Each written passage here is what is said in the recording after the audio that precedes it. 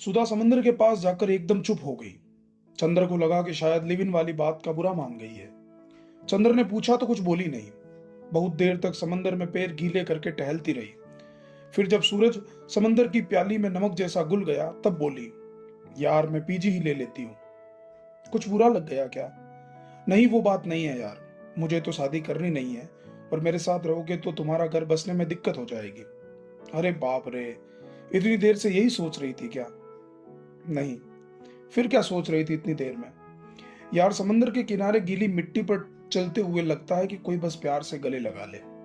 प्यार गीली रेत जैसा ही होता है, कब पैर के नीचे से फिसल जाए पता नहीं चलता। और तुम इतने फट्टू हो कि अगर मैं बोल भी दूं कि गले लगा लो तब भी तुम्हारी हिम्मत नहीं होगी। हिम्मत वाली क्या बात कर दी, एक बार बोल के देखो, मुझे गले लगा लो अभी तुरंत, जैसे अपनी गर्लफ्रेंड को लगाते थे। अभी?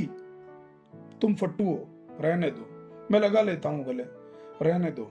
वो मोमेंट चला गया। मुझे लगा था कि तुम मजाक कर रही हो। मैं समंदर के पास कभी मजाक नहीं करती। क्यों?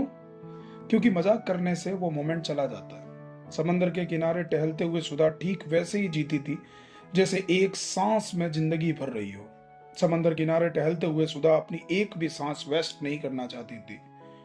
थोड़ा अजीब है, लेकिन समंदर जो कितना बेचैन होता है, हम उसके पास पहुंचकर उतना ही शांत हो जाते हैं। यही जिंदगी का हाल है, पूरा बेचैन हुए बिना जैसे शांति मिल नहीं सकती।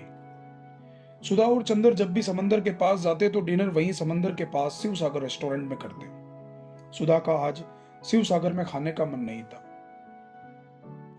उसने चंदर से कहा, कहीं ऐसी जगह ले चलो जहां बहुत शोर हो। चंदर सुधा को जुहू के ही एक डिस्को में लेकर गया।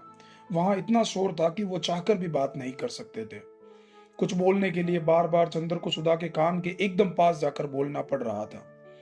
सुधा ड्रिंक लेने के बाद थोड़ा नॉर्मल हुई। वो अब न केवल चंदर के कान में बोल रही थी बल्कि चंदर के गाल पर बोल रही थी।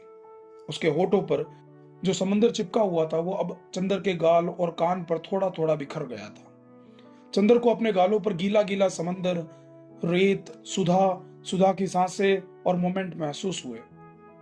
ठीक इस मोमेंट चंदर को जिंदगी में कोई शिकायत नहीं रही। डिस्को का शोर बढ़ता जा रहा था। सुधा शांत होती जा रही थी।